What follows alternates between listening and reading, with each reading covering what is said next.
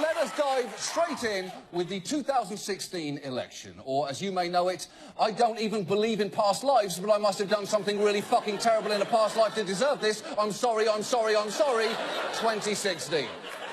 This week has yet again been dominated by Donald Trump, which is irritating in and of itself, because Wikileaks continues to release emails connected to the Clinton campaign that raise serious issues, from that campaign's behaviour, to the fact the hack may have come from the Russian government, to how journalists should respond to stolen documents. But it is hard to focus on any of that when the man who could be our next president is now one unearthed 90s-era Teen People interview away from being on a sex offender registry. Because Trump has had quite the week. The Republican presidential candidate facing a barrage of accusations from multiple women who say Trump touched them inappropriately, kissed them against their will. The first time, it was just like a kind of a quick hug and a kiss on the lips, and I was shocked just because I was like, what was that? I've never had anybody greet me like that. I just kind of excused it as, well, I guess maybe that's how people on the East Coast greet each other. Okay, well, first, that is horrible, but for the record, that is not how we on the East Coast greet each other. The way we greet each other is very simple. We don't do it. We stare at the ground and hope the other person moves away quickly so we can go back to muttering under our breath without seeming crazy. That's how we do it on the East Coast.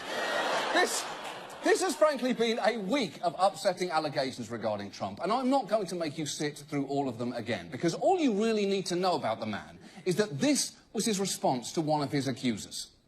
Believe me, she would not be my first choice, that I can tell you. Man. You don't know. That would not be my first choice. Now, 2 weeks ago, I told you that if you looked up, you could see rock bottom. Then, last week, I told you that if you looked up, you could see the place we were a week ago. Well, this week, if you look up, all you can see are the thin plywood boards surrounding us on all sides, because we are in a coffin and we are buried alive in the horror that is this election. But incredibly, Trump's remarks were actually in keeping with the tone he promised this week. The Republican nominee proclaiming on Twitter he is a free man. Quote, "It's so nice that the shackles have been taken off me, and I can now fight for America the way I want to." Yes, the shackles are off, which is actually an apt metaphor, as it calls to mind both Frankenstein's monster and a rabid dog. And before I start to run through what Trump has said this week, keep in mind, we tape this show at 6 p.m. So here is a rundown of some of the things he feasibly could have said between now and the point when we air. All those clowns people keep seeing would be appointed to his cabinet. He can get the best deals with China because he is, in fact, 100% Chinese.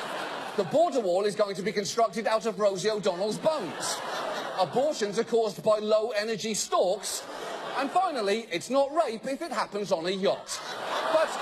But here is what he has said as of now. First, he burned bridges with his own party, calling Paul Ryan weak and ineffective, and then, at campaign rallies, dialed the knob up to full-on conspiracy theorist.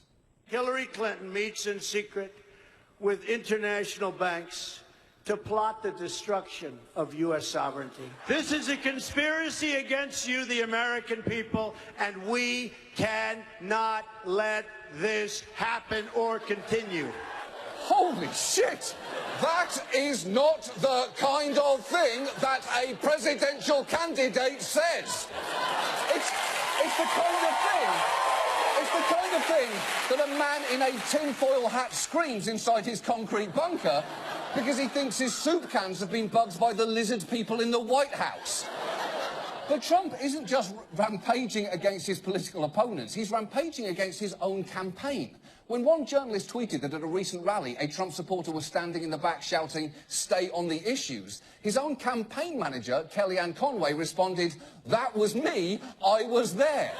And even if she meant that as a joke, it's not a great indication of how much control she has over her candidate.